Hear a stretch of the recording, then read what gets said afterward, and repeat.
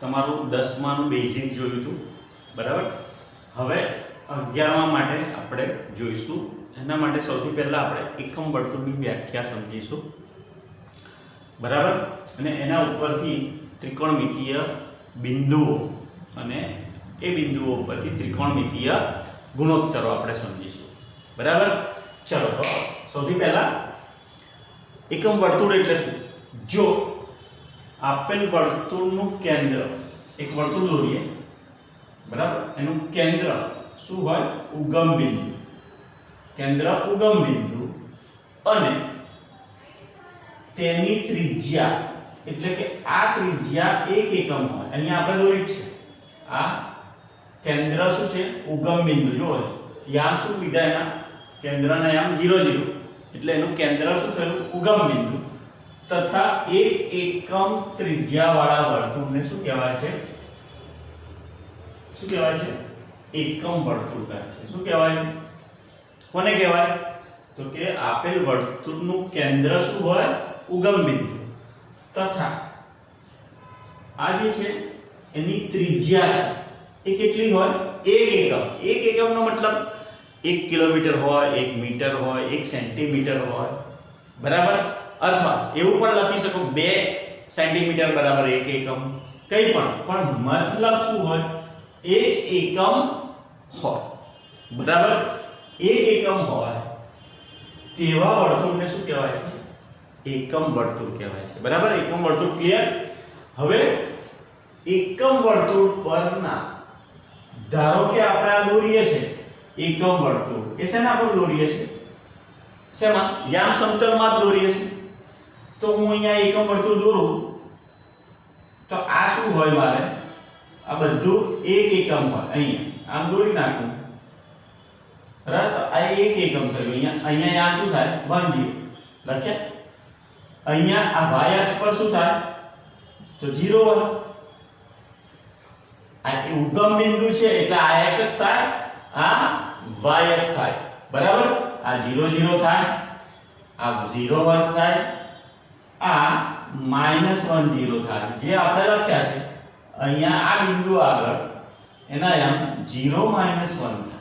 એટલે કે x અક્ષ ઉપરનું જે બિંદુ હોય એના જમણી બાજુનું માપ 1 એકમ, y અક્ષની ઉપરની બાજુનું માપ 1 એકમ, ડાબી બાજુનું માપ પણ 1 એકમ હોય.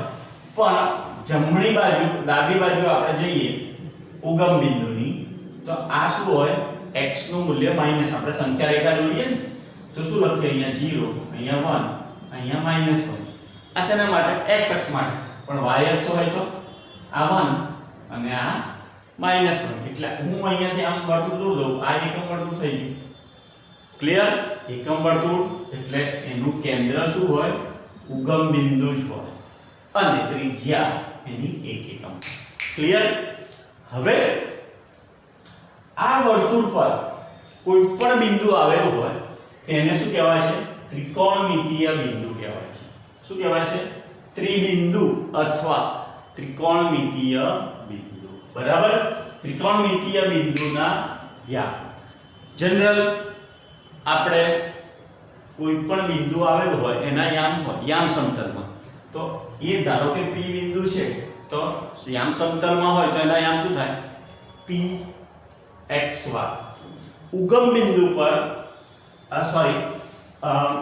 એકમ વર્તુળ પર આવેલા બિંદુના યામ શું થાય? P cos θ sin θ. એનો મતલબ શું થયો?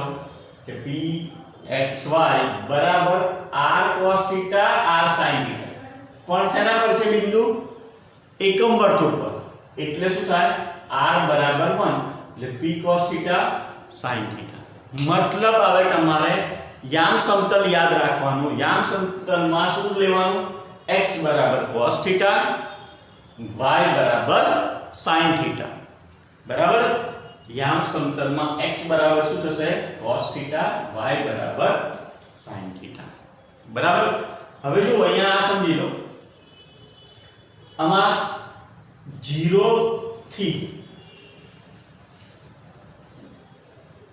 અહીંયા જો પ્રથમ ચરણ શું થશે?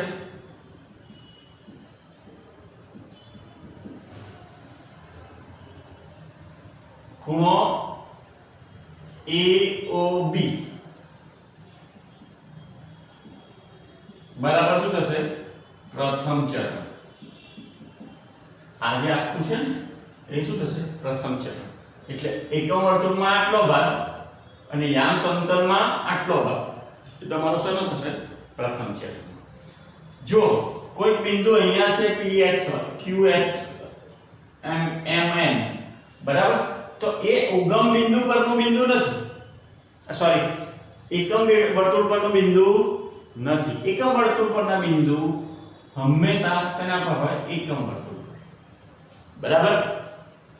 એના યામ શું હોય? p cos θ sin θ. એટલે xy ની જગ્યાએ શું આવે? x ની જગ્યાએ cos θ, y ની જગ્યાએ sin θ. મગજમાં બેસાડી દો. બરાબર.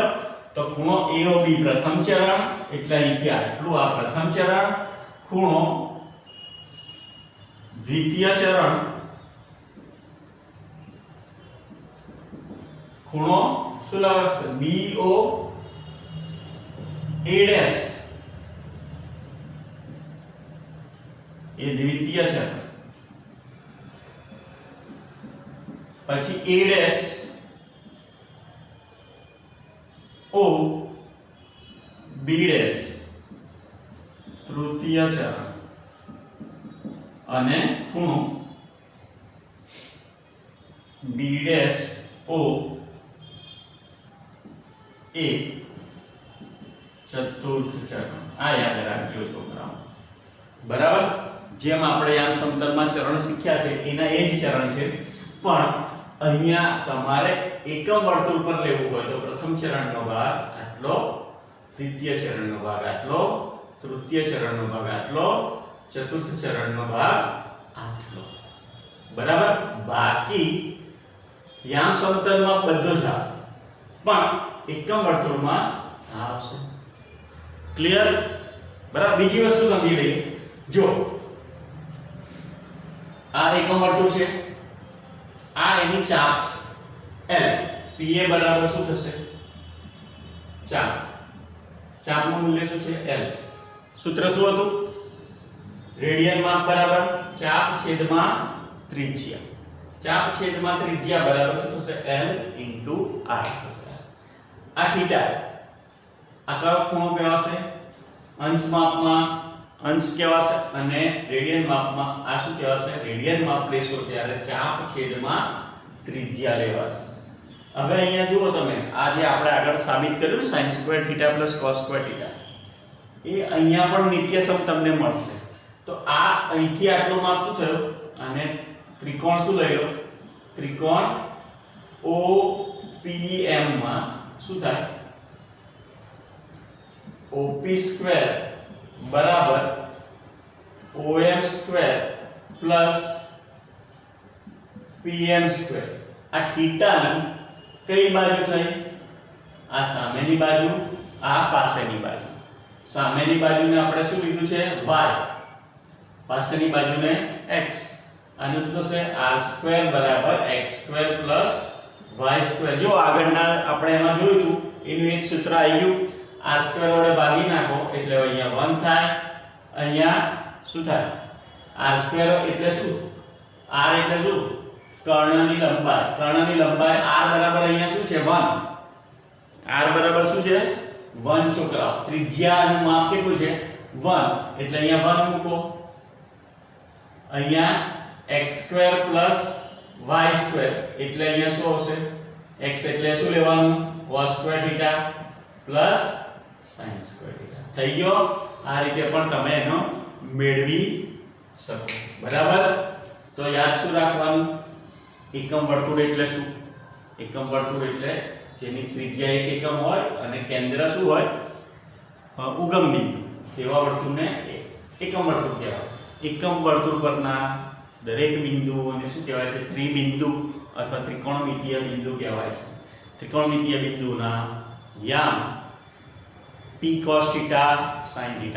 x નું મૂલ્ય અહીંથી આ જે લઈએ ને આપણે, આ x એટલે શું થયું? અહીંયાથી આટલું મૂલ્ય, આ y એટલે અહીંથી આટલું મૂલ્ય, અને x એટલે અહીંયાથી આટલું મૂલ્ય. આ cos θ નું મૂલ્ય થશે. આ cos θ બરાબર આપણે શું લખીએ છોકરાઓ? cos θ બરાબર આટલું મૂલ્ય થાય. cos એટલે શું? પાબા છેદમાં કર્ણ. પાબા એટલે શું થશે? x. કર્ણનું મૂલ્ય કેટલું છે? r. આ છે ને એટલે 1 થાય ને એટલે cos θ બરાબર શું થયું? x. અને sin θ નું મૂલ્ય એવી રીતે પણ શોધી શકાય. ખબર પડી? બરાબર. તો આ લખી નાખો. પછી આ શૂન્યના ગણ આપણે જોઈએ ફરીથી બીજું વર્તુળ દોરીને. આ સમજી ગયા? ચલો આગળ. આગળનો ટોપિક શું છે? ત્રિકોણમિતિય વિધેયોના પ્રદેશ, વિસ્તાર અને શૂન્યના ગણ. શું શોધવાનું છે? પ્રદેશ, વિસ્તાર અને શૂન્યના ગણ. બરાબર. તો કોઈ પણ વિધેય હોય તો એનું શું હોય?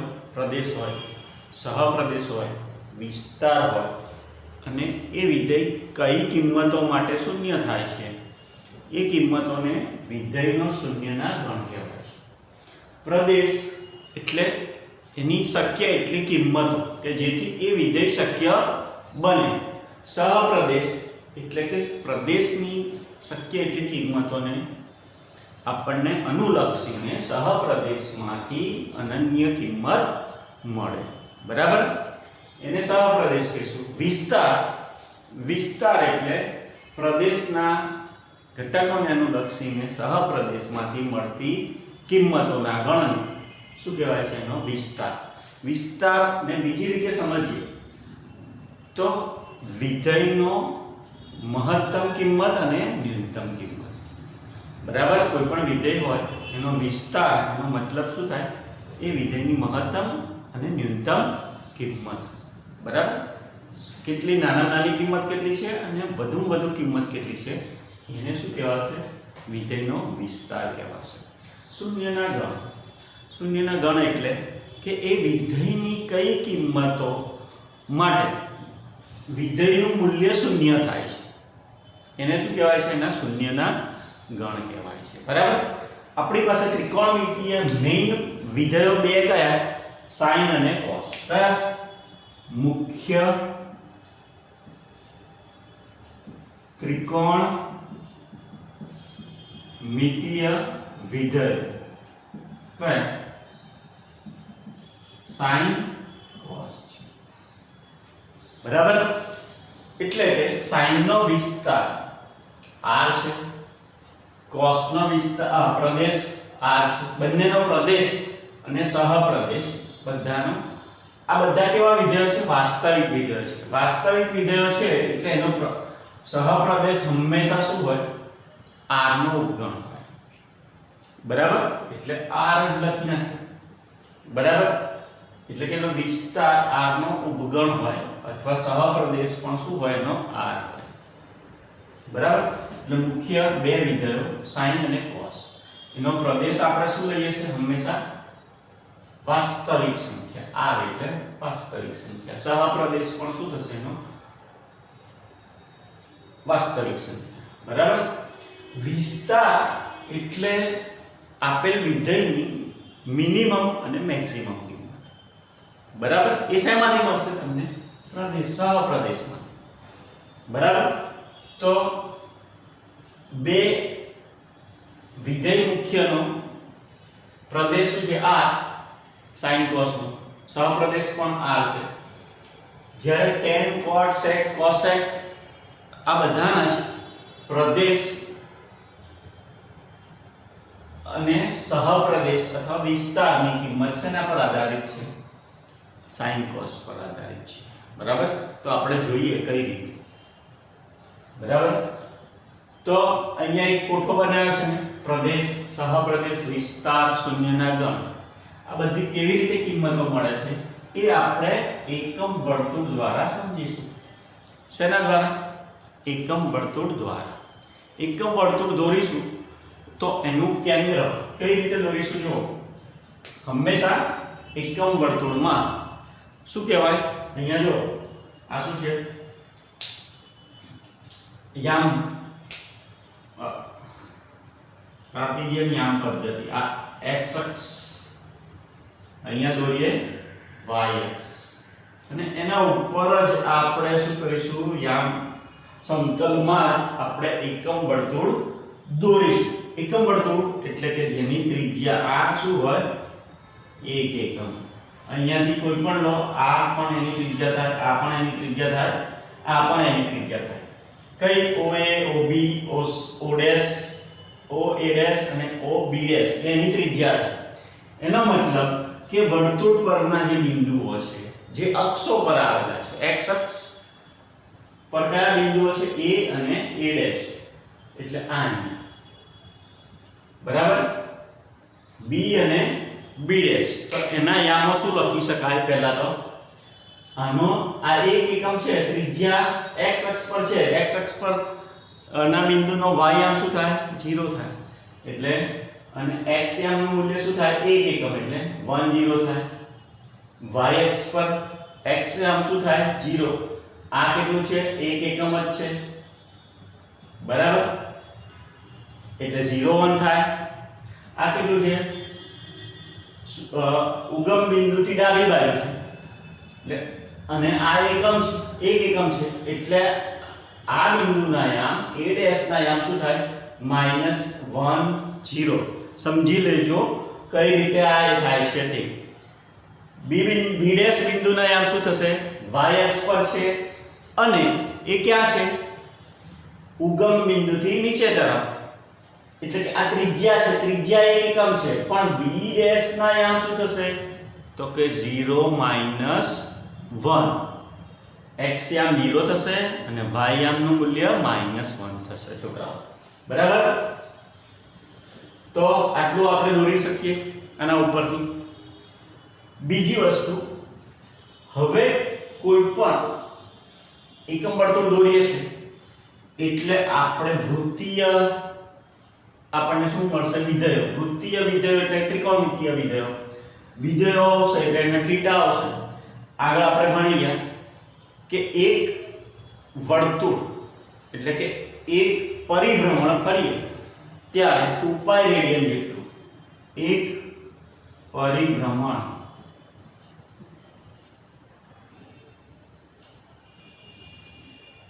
કરતા 2π રેડિયન અથવા 360 ડિગ્રી જેટલું પરિભ્રમણ આપણને થીટા મળે, બરાબર. એટલે આમ ફરીને આવીએ, અહીંયાથી સ્ટાર્ટ કરીએ. પહેલો થીટા કયો થાય? 0. એટલે અહીંયા 0 લખ્યો. અહીંથી ફરતા ફરતા ફરતા ફરતા આમ આવીએ એટલે બીજો થીટા શું થાય? 2π 4π. કેટલા ઉમેરાય? એક પરિભ્રમણથી 2π રેડિયન જેટલું થીટા એમાં ઉમેરાશે. થીટા એનો જ રહેશે, પણ પરિભ્રમણોની સંખ્યા શું થશે? વધશે. આ એ બિંદુએ આવશે ત્યારે થીટાનું મૂલ્ય શું થશે? 0. 2π 4π 6π એવી રીતે થશે. આ અહીંયા બી બિંદુ છે એટલે આ કેટલા અંશનો ખૂણો બને છે? તો 90 અંશનો. 90 અંશને આપણે રેડિયનમાં શું રાખીશું? π/2, બરાબર. અહીંયા ઊભા રહીએ છીએ આપણે ત્યારે આ ખૂણો કેટલા અંશનો છે? π/2. અને કઈ દિશામાં જઈએ છીએ આપણે? ક્લોકવાઇઝ જઈએ છીએ. કઈ દિશામાં જઈએ છીએ? Clockwise, anti clockwise. એટલે આ ધન મૂલ્ય આવશે. જો આમ પરિભ્રમણ કરીએ તો આ ઋણ મૂલ્ય આવે. અહીંયા આટલું -π/2 આવે, આમ π -π આવે, આ -3π/2, બરાબર. એટલે અહીંયા આપણે ક્લોકવાઇઝ જ હમણાં વિચારીશું, એ એન્ટી ક્લોકવાઇઝ, બરાબર. એટલે π/2 5π/2 9π/2 આ બધા જ બી બિંદુ આગળ થીટા થશે. એવી જ રીતે ફરી અહીંયા આવીએ ત્યારે કેટલા અંશનો ખૂણો બને? પહેલો 0 થી π એટલે પહેલો π આવે. ફરી પાછા ફરીને અહીંયા જ આવીશું એટલે 2π ઉમેરે આવે એટલે π + 2π એટલે 3π, π + 3π + 2π એટલે 5π. એટલે અહીંયા π ના ગુણકમાં એકી સંખ્યા આવશે, બરાબર. એવી જ રીતે આપણે અહીંયા પહેલા વખત આવીશું અહીંથી આટલું ફરીને આટલું જ તો 270 અંશનો ખૂણો થાય. એને શું લખાય? 3π/2. 270 અંશ 3π/2 માં ફરી આપણે કેટલા ઉમેરીશું π/2π એટલે કેટલા થશે 7π/2 એમાં પાછા 2π ઉમેરીએ એટલે કેટલા થાય 11π/2 એટલે આપણે જેટલા ચક્ર ફરીએ છે એટલા જ અહીંયા θ તો કયો રહેશે પહેલા 3π/2 હશે પરિભ્રમણની સંખ્યા વધશે પણ અહીંયા જે θ બનશે તે θ નું આમ 0 થી 2π માં વેલ્યુ કેટલી 270 જ રહેશે 0 થી 2π θ belongs to શું હોય આમ જનરલી θ belongs to 0 થી 2π એટલે આને આમ પણ લખાય 0 less than equals to 2 θ is then equals to 2π બરાબર એટલે આવી રીતના હોય છે થીટાનું મૂલ્ય એટલે આ એક પરિભ્રમણ થયું કહેવાય બરાબર ચલો તો હવે સમજીશું વિસ્તાર આ પ્રદેશ તો આનો શું થશે r નો sin નો પ્રદેશ વાસ્તવિક સંખ્યા ગણ r એનો સહપ્રદેશ પણ r હવે વિસ્તાર શોધવો છે પહેલા sin cos નો વિસ્તાર અને એના શૂન્યના ગણ જોઈ લઈએ પછી આપણે tan cot sec cos x ના પ્રદેશ સહપ્રદેશ વિસ્તાર અને શૂન્યના ગણ જોઈશું એના પરથી જ અનુલક્ષીને છે પહેલા sin cos ના જોઈએ તો પ્રદેશ અને સહપ્રદેશ તો એનું શું છે વાસ્તવિક સંખ્યા ગણ છે વાસ્તવિક વિધેય છે માટે બરાબર હવે વિસ્તાર એટલે શું બરાબર આપણે આગળ જોયું આગળના એમાં કે ત્રિકોણમિતીય બિંદુના યામ શું થાય છે ત્રિકોણમિતીય બિંદુએ p θ બરાબર pxy બરાબર p cos θ sin θ એવું લખીએ ને આપણે માટે શું લખીએ cos θ બરાબર શું લખીએ x અને sin θ બરાબર શું લખીએ y આ યાદ રાખજો છોકરાઓ બરાબર આ એકમ વર્તુળ માટે છે એકમ આમ એના યામ શું થાય r cos θ અને r sin θ પણ એકમ વર્તુળમાં ત્રિજ્યાનું મૂલ્ય શું થાય 1 થાય ત્રિજ્યાનું મૂલ્ય 1 થાય એટલે cos θ અને sin θ એટલે x બરાબર cos θ અને y બરાબર sin θ યાદ રાખજો એટલે તમારે cos θ અને sin θ ની કિંમત યાદ નહીં રાખવાની શું કરવાનું તો કે આપણે આ યામ પદ્ધતિ લખી છે આમાં બિંદુઓ કયા છે a b a' અને b' બરાબર હવે આની બહાર કોઈ મૂલ્ય આવવાનું નથી શેની બહાર એકમ વર્તુળની અંદર એકમ વર્તુળ પર જ આ બિંદુઓ છે ત્રિકોણમિતીય બિંદુઓ શેના પર હોય એકમ વર્તુળ પર હોય એટલે આનું મૂલ્ય શેના પર હશે આટલા જ ભાગમાં હશે તો આ વર્તુળમાં મેક્સિમમ મૂલ્ય x અક્ષ માટે x નું શું થશે x નું મહત્તમ મૂલ્ય શું થશે x નું મહત્તમ મૂલ્ય કોણ કહેશે તો કેવી રીતે ખબર પડે તો આ x અક્ષ છે x અક્ષનું ઓછામાં ઓછું મૂલ્ય આટલું છે અને વધુ મૂલ્ય અહીંયા છે આ ઉગમ બિંદુ છે તમે સંખ્યા રેખા દોરો આમ સંખ્યા રેખા આપણે દોરીએ તો આ x અક્ષ પર -1 છે અહીંયા વચ્ચે 0 છે અને અહીંયા 1 છે એટલે આ જે મૂલ્ય થયું આ શું થયું x નું મિનિમમ મૂલ્ય શું થયું -1 મેક્સિમમ મૂલ્ય શું થયું 1 એટલે મહત્તમ મૂલ્ય 1 અને ન્યૂનતમ મૂલ્ય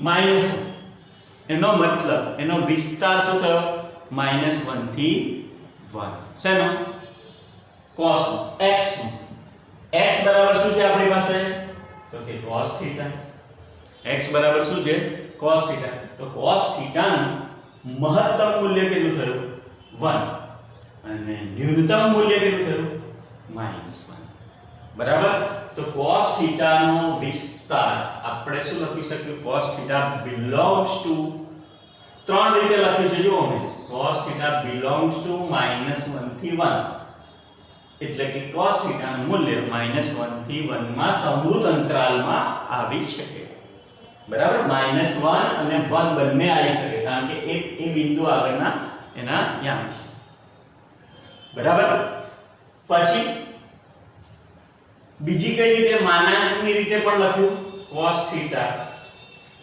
less than equals to 1 આનો મતલબ જ શું થાય -1 less than equals to cos θ less than equals to 1 આ માનાંક સ્વરૂપ થયું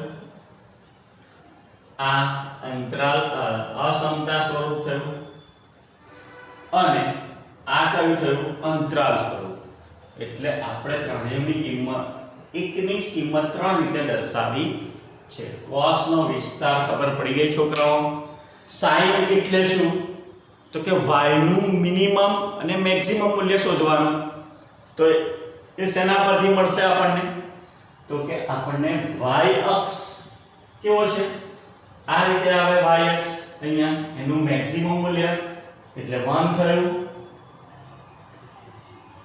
અને મિનિમમ મૂલ્ય અહીંયા વચ્ચે 0 ઉગમ બિંદુ ને અહીંયા શું આવશે -1 બરાબર આ 1 અને -1 બરાબર એટલે આ જે છે એ કયા અક્ષ પરની કિંમત છે y અક્ષ પરની કિંમત એટલે આ અહીંયા કોઈ પણ બિંદુ હોય તો એનું 0 1 અને 0 -1 એટલે આ તો 0 થયું x નું મૂલ્ય પણ y નું મેક્સિમમ મૂલ્ય કેટલું છે તો 1 મિનિમમ મૂલ્ય કેટલું છે તો -1 તો y નો વિસ્તાર શું થયો -1 થી 1 તો sin નો વિસ્તાર શું થાય -1 થી 1 ખબર પડી છોકરાઓ sin નો વિસ્તાર શું થશે -1 થી 1 તો આ યાદ રાખવાનું છે તો એને પણ કેવી રીતે લખ્યું sin θ belongs to -1 થી 1 આમ એનું કયું સ્વરૂપ થયું અંતરાલ સ્વરૂપ આ એનું કયું સ્વરૂપ થયું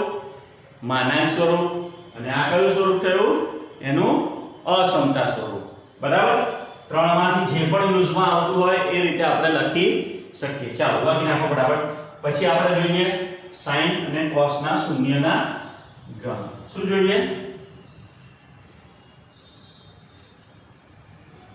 sin cos ના શૂન્યના ગણ જોઈશું ચાલો શૂન્યના ગણ એટલે sin cos ની વેલ્યુ શું થતી હોય 0 થતી હોય બરાબર હવે અહીંયા આપણે સમજી લીધું કે ભાઈ આ બિંદુથી આપણે સ્ટાર્ટ કરીએ તો પહેલા કયો ખૂણો આવે 0 પછી આ π/2 પછી આ π પછી 3π/2 પછી 2π પાછું ચાલીશું તો આ બિંદુનો ખૂણો કયો થશે 5π/2 બીજા પરિભ્રમણમાં આ 3π થશે આ 7π/2 થશે આ 4π થશે ફરી પાછું પરિભ્રમણ સ્ટાર્ટ કરીશું ત્રીજું તો આ 9π/2 થશે આ 5π થશે આ 11π/2 થશે અને અહીંયા 6π થશે એમ સર્કલ ચાલ્યા કરે જેટલા પ્રમાણે ભ્રમણો કરીએ એ પ્રમાણે આપણને 0 એનું મૂલ્ય કેટલું હોય x નું મૂલ્ય 1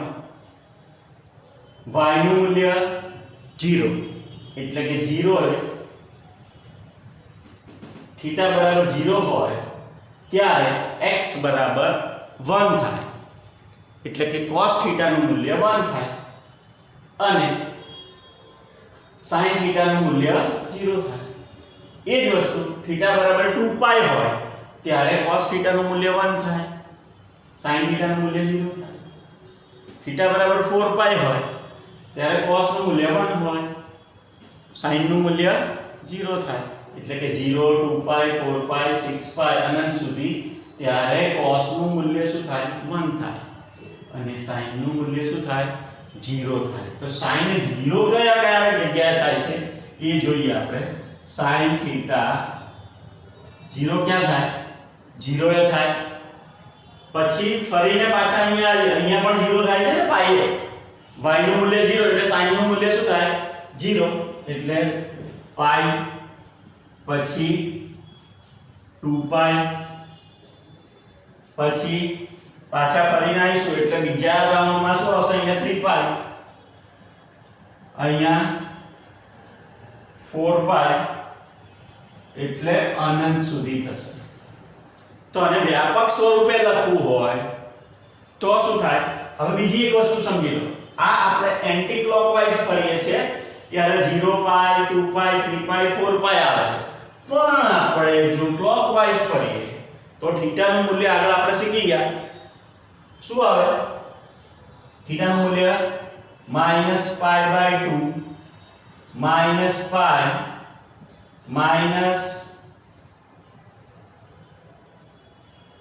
-2 પાઈ -4 પાઈ 3 પાઈ આમ આવશે, બરાબર। એટલે ક્લોકવાઇઝ જઈશું તો આ મળશે, એન્ટી ક્લોકવાઇઝ જઈશું તો આ મૂલ્ય મળશે ધન, ક્લોકવાઇઝ જઈશું તો આ મૂલ્ય મળશે ઋણ। ક્લિયર? તો અહીંયા આપણે શું લખી નાખીશું છોકરાઓ, તો 0 થી π/2 શૂન્યના ઘન એટલે sin θ નું મૂલ્ય શૂન્ય ક્યારે થશે, તો આના ઉપરથી લખી શકાય k pi k belongs to z, z એટલે પ્રાકૃત પૂર્ણાંક સંખ્યા ગણ, બરાબર। પૂર્ણાંક સંખ્યા ગણ, હવે એનો ઘટક 0 લઈએ તો આ 0 થઈ જશે એટલે 0 આવી ગયું, 1 લઈએ તો આ પાઈ આવી ગયું, 2 લઈએ તો 2 પાઈ, 3 લઈએ z એટલે z ના ઘટકો કયા આવે 0 1 2 અનંત સુધી -1 -2, હવે -1 લઈશું તો શું આવશે -પાઈ, -2 લઈશું તો -2 પાઈ, એટલે આ બધી જ કિંમતો આવી જશે, એટલે એના શૂન્યના ગણ શું થઈ ગયા k pi k belongs to z છે ને sin, બરાબર ખબર પડી। હવે છે ને cos ના શૂન્યના ગણ જોઈશું આપણે, તો cos 0 ક્યાં આગળ થાય છે એ જોઈએ આપણે છોકરાઓ। cos 0 ક્યાં થાય છે, તો અહીંયા 0 થાય છે, cos ની કિંમત આ xy કહેવાય, આ xy બરાબર cos θ sin θ, એટલે cos θ નું મૂલ્ય શું થયું 1 એ બિંદુ આગળ, sin θ નું મૂલ્ય 0 થયું, એવી જ રીતે અહીંયા શું થયું cos θ નું મૂલ્ય 0 થયું, એટલે cos θ 0 ક્યાં આગળ થાય છે, cos θ 0 ક્યાં થાય છે, પહેલું શરૂઆતમાં ચાલતા જઈએ એટલે π/2 આવે, π/2 એ 0 થાય, પછી આમ ફરતા ફરતા આવીએ એટલે ક્યાં આગળ 0 આવે છે, અહીંયા આવે છે ને, બરાબર। તો આ 0 આવે તો અહીંયા 3π/2, પછી પાછા ફરતા ફરતા ફરતા ફરતા અહીંયા આવીશું તો બીજામાં શું આવશે 5π/2, બરાબર। પાછા આવીશું તો અહીંયા 7π/2, બરાબર, એટલે 7π/2 એ 0 થશે। મતલબ હવે આને વ્યાપક સ્વરૂપે લખવું હોય તો હું અહીંયા π/2 કોમન કાઢી લઉં છોકરાઓ, તો અહીંયા શું આવશે 1 3 5 અનંત સુધી આવું આવશે ને। હવે આને વ્યાપક સ્વરૂપે તમે લખશો તો π/2 બહાર રહેશે, શ્રેણી સૂત્ર આવડે છે ને, સમાંતર Tn બરાબર a n - 1 * d, બરાબર। એટલે a બરાબર શું થશે અહીંયા સમાંતર શ્રેણીનું સૂત્ર, એટલે a બરાબર 1 એટલે આની જગ્યાએ 1 લખીશું, b બરાબર શું થશે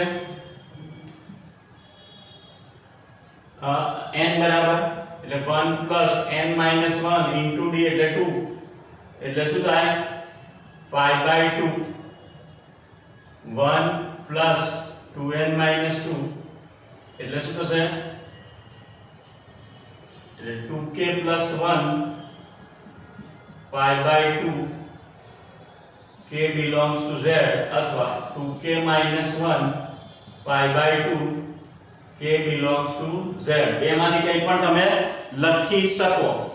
એટલે અહીંયા જો એના વ્યાપક સ્વરૂપ શું થયું શૂન્યના ગણ શેના cos ના, એટલે કે cos કઈ જગ્યાએ 0 થાય છે, તો 2k + 1 π/2 k belongs to z આગળ, એટલે 2k અહીંયા જો z માંથી કિંમતો મૂકો 0 એટલે π/2 આવશે, એટલે π/2 એ 0 થાય છે, પછી 1 મૂકો એટલે 2 + 1 એટલે 3π/2, તો 3π/2 બીજું પદ આવ્યું, પછી 2 મૂકો એટલે 5π/2, 3 મૂકો 7π/2, એવી રીતે બધી જગ્યાએ અહીંયા તમે z ની બધી કિંમતો મૂકશો, એ બધી કિંમતો માટે cos નું મૂલ્ય શું થશે 0 થશે, એટલે એના શૂન્યના ગણ ખબર પડી ગઈ છોકરાઓ। હવે tan cot sec cosec માટે આપણે જોઈએ. જો હવે tan નો પ્રદેશ શોધવાનો. tan નો પ્રદેશ શેના પર આધારિત છે? tan એ વ્યસ્ત વિધેય એટલે ભાગાકાર સમય વિધેય છે. બરાબર? tan બરાબર આપણે શું લખીએ છીએ છોકરાઓ? યાદ છે? sin theta upon cos theta. અહીંયા sin upon cos નું ભાગાકાર વિધેય છે. બરાબર? ભાગાકાર વિધેયમાં એક નિયમ હોય છે કે cos theta 0 હોય, જે છેદમાં જે હોય બહુપદી એ 0 હોય ત્યારે એ વિધેય શક્ય નથી, એટલે એમાંથી આ બાદ કરવું પડે. તો cos theta નું 0 મૂલ્ય હોય એ તમારે પ્રદેશમાંથી શું બાદ કરવું પડશે? cos theta નું બરાબર 0 થતું હોય તો cos 0 શું છે? 2k + 1 pi/2. તો r માઈનસ પ્રદેશમાંથી શું બાદ કરવું પડશે? cos ના શૂન્યના ગણ. શું બાદ કરવું પડશે? cos ના શૂન્ય. બરાબર? જે નીચે છે એ તમારે બાદ કરવા પડે તો જ વિધેય શક્ય બને. હું અહીં sin upon 0 લખું તો એ વ્યાખ્યાયિત થાય? ના થાય ને. બરાબર? એટલે અહીંયાથી r માંથી આપણે શું કરવું પડે? cos ના જે શૂન્ય છે તે બાદ કરવા પડે. જ્યારે cos નું મૂલ્ય 0 થતું હોય ત્યારે આનો પ્રદેશમાંથી એવા ઘટકો દૂર કરવાના કે cos નું મૂલ્ય 0 થતું હોય એ બધા જ ઘટકો શું કરી દઈએ છીએ? આપણે દૂર કરી દઈએ છીએ. એટલે બધા ઘટકો કયા થાય? વ્યાપક સ્વરૂપે 2k + 1 pi/2 k belongs to z. એ જ વસ્તુ બરાબર. પછી આનો પ્રદેશ સહપ્રદેશ તો બધાના વિસ્તાર આનો r થશે. શેનો? tan અને cot નો વિસ્તાર શું થશે? r. બરાબર? tan નો અને cot નો બંનેનો વિસ્તાર r. શૂન્યના ગણ શેના? sin ના. એ જ શેના થશે? tan ના. કારણ કે tan વિધેય 0 ક્યારે થાય? આપણે લખીએ tan theta બરાબર 0 હોય ત્યારે શું હોય? sin theta બરાબર 0 હોય ત્યારે જ sin વિધેય શું થાય? tan વિધેય શું થાય? 0 થાય. શેનું મૂલ્ય 0 હોય ત્યારે? sin વિધેયનું મૂલ્ય 0 હોય ત્યારે. તો sin નું મૂલ્ય 0 ક્યારે થાય છે? તો કે k belongs to z. એટલે tan ના અને શેના? sin ના શૂન્યના ગણ કેવા થશે? સરખા થશે. બરાબર? શેના? sin અને tan. બરાબર? પછી cot એટલે શું લખીએ છીએ આપણે? cos upon sin. તો નીચેનું વિધેય 0 થવું જોઈએ નહીં. નીચે કયું વિધેય છે?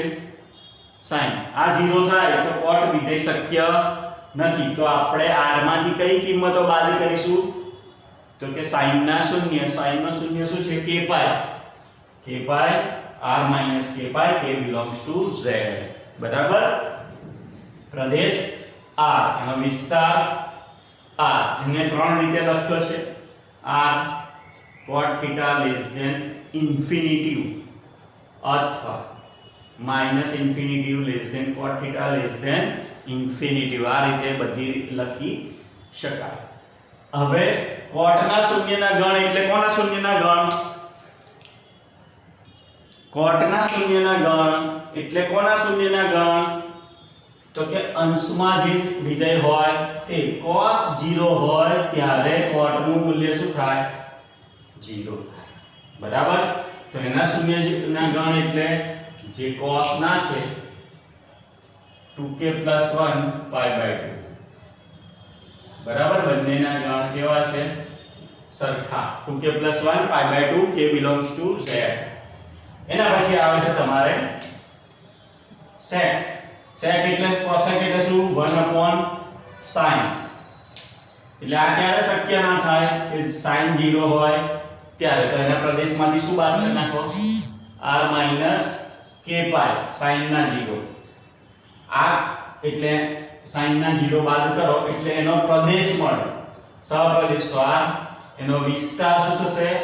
r માઈનસ 1 થી 1. જે આની કિંમતો છે sin ની, sin અને cosec બંને વ્યસ્ત વિધેયો છે, એટલે આની જે કિંમતો મળતી હશે એ કિંમતો તમને શેમાં નહીં મળે? sec માં, cosec માં નહીં મળે. બરાબર? એટલે sin ની કિંમતો શું કઈ છે આપણી પાસે?